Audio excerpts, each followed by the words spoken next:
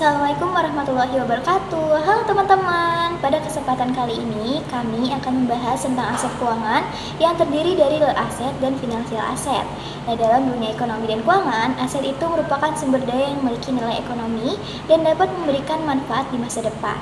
Aset menjadi salah satu komponen penting baik bagi individu, perusahaan maupun pemerintah dalam mengelola kekayaan dan mencapai tujuan keuangan.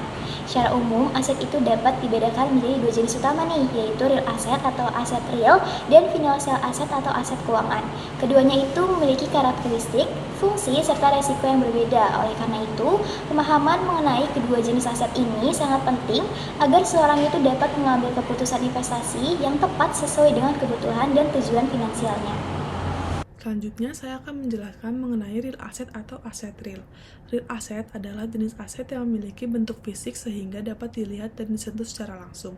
Aset ini umumnya digunakan untuk mendukung kegiatan ekonomi, baik dalam menghasilkan barang maupun jasa, serta memiliki nilai intrinsik yang cenderung lebih stabil dibandingkan aset lainnya. Contoh real aset antara lain tanah, bangunan, rumah, kendaraan, mesin produksi, emas, hingga berbagai sumber daya alam seperti minyak dan hasil tambang.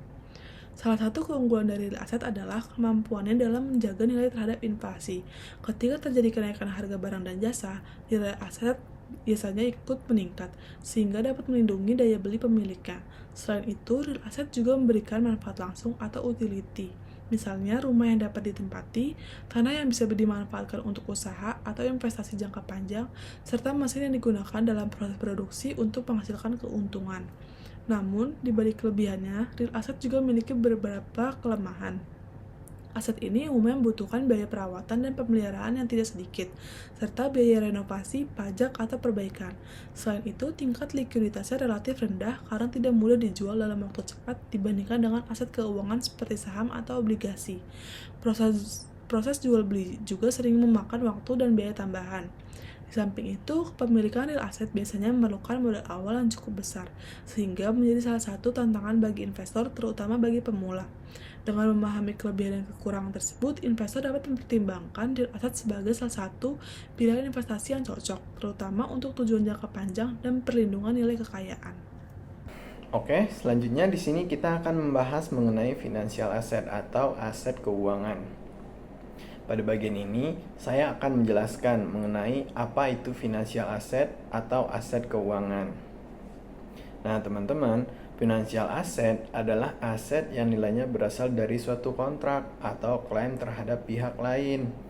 Di sini pastinya berbeda dengan real asset, di mana financial asset tidak selalu memiliki bentuk fisik seperti real asset, melainkan berupa dokumen atau instrumen yang menunjukkan hak kepemilikan atau hak untuk menerima pembayaran di masa depan. Nah, apa itu contohnya? Contohnya seperti saham, obligasi, deposito, reksadana, dan surat berharga lainnya. Nah, financial asset banyak dipilih oleh investor itu dikarenakan mudah untuk diperjualbelikan dan memiliki tingkat likuiditas yang lebih tinggi dibandingkan aset real. Nah, selain itu, aset keuangan memungkinkan investor untuk memperoleh keuntungan seperti dividen, bunga, atau capital gain. Meskipun demikian, financial asset juga memiliki risiko seperti aset-aset lainnya.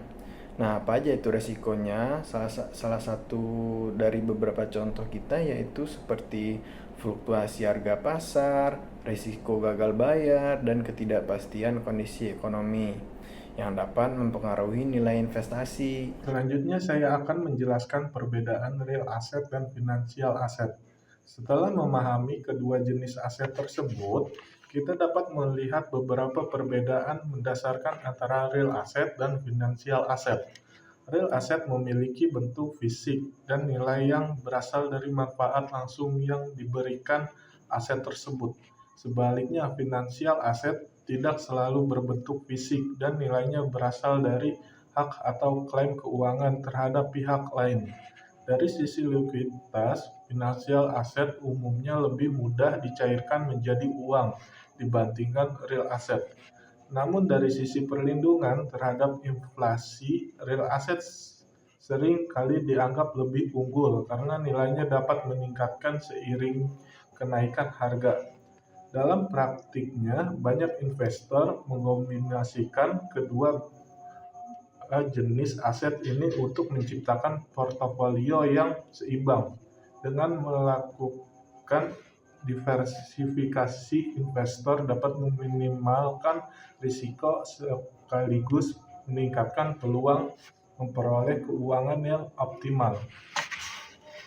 Selanjutnya, saya akan menjelaskan diversifikasi portofolio dan strategi investasi. Setelah memahami perbedaan antara real asset dan financial asset, hal penting yang berikutnya yang perlu diperhatikan adalah bagaimana mengelola kedua aset tersebut dalam sebuah portofolio investasi.